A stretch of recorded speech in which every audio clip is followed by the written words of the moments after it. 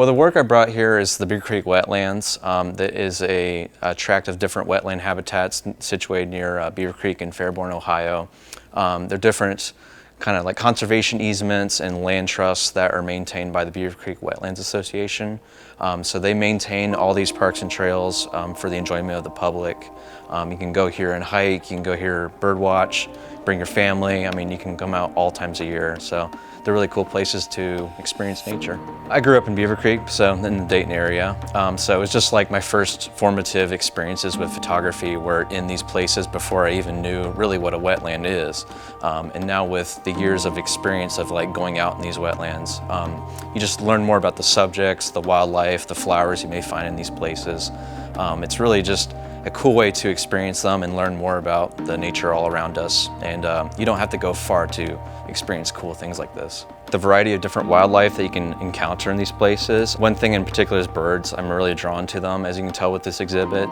There's really just so many different kinds you can find here in Ohio. And a lot of them live and all year round in these wetlands, for example. And even just the wildflowers you can find throughout the seasons. I just find that I'm really drawn to sharing that with people, and I guess my personal connection is just kind of like, I guess, growing up and really learning photography through these places. My background in photography, I took in high school. I did a semester of film and then did digital photography. That's really where I got started, just trying out shooting different subjects and everything. And I found myself most drawn to the nature and landscapes. You know, doing those assignments I felt like were the most enjoyable, given my introverted nature. It just allowed me to have some solitude outside. And so that was really my big start. Then I graduated high school, got my own camera, and I didn't really know what to do with my life. I was just kind of like walking around town and stuff, and I found myself on these trails, like the wetlands, for example. And I was really just drawn to seeking out things, and a curiosity was really driving me. And it just kind of grew over the years where I was like taking more images, editing them, learning more skills about using a camera with like manual mode and exposure techniques. And then just really learning more about the subjects and what they do, their behavior. I found myself just like learning more and more and just really enjoying that process of like appreciating what the subjects are more. At the New York Institute of Photography in 2016, 2017, I got 2 certificates. They're like an all online based school.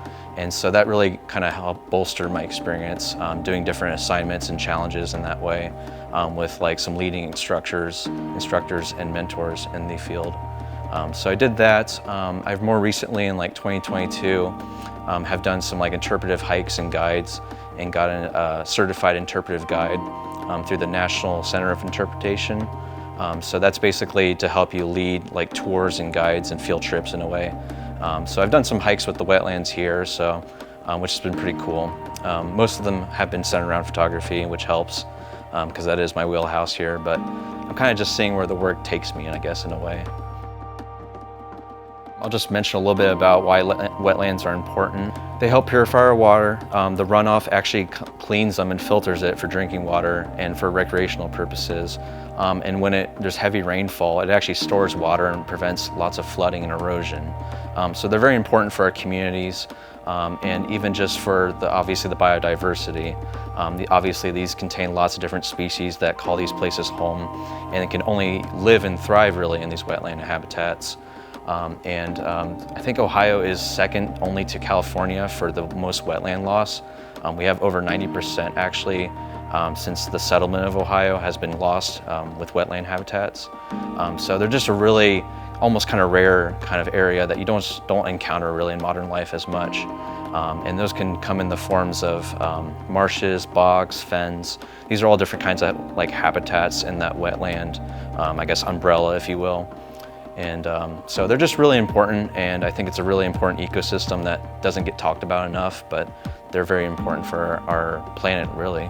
The big part of my work is I try to stay really up to date with conservation. I know it's a big hot topic right now and climate change in the news and all that. And it is a part of my work. I don't try to like force it down everyone's throats because at the end of the day I consider myself an artist working in the medium of photography. So it's definitely something that I just like to share creativity while happening to have a message, a bigger purpose, I guess, with the work itself. The Beaver Creek Wetlands Association. They were founded in 1988, and they're almost entirely volunteer run, and they preserve these places for the public's enjoyment. They build boardwalks through them so they're much more easier to access. So you really don't have to get all like heavy swamp gear or something to get on just to even traverse through these. You can bring, like you said, your family and appreciate these places all year round. And so, yeah, they're definitely a great organization. I've been a member for about 10 years now. Like I said, I've done guided hikes for them. I've gotten to meet a lot of members in the organization, and they're all a great group of people that care about the one common interest here of preserving these habitats for everyone. One of the big missions right now with the Wetlands Association is that they're trying to connect all their properties to make a continuous 15-mile trail called the Spotted Turtle Trail.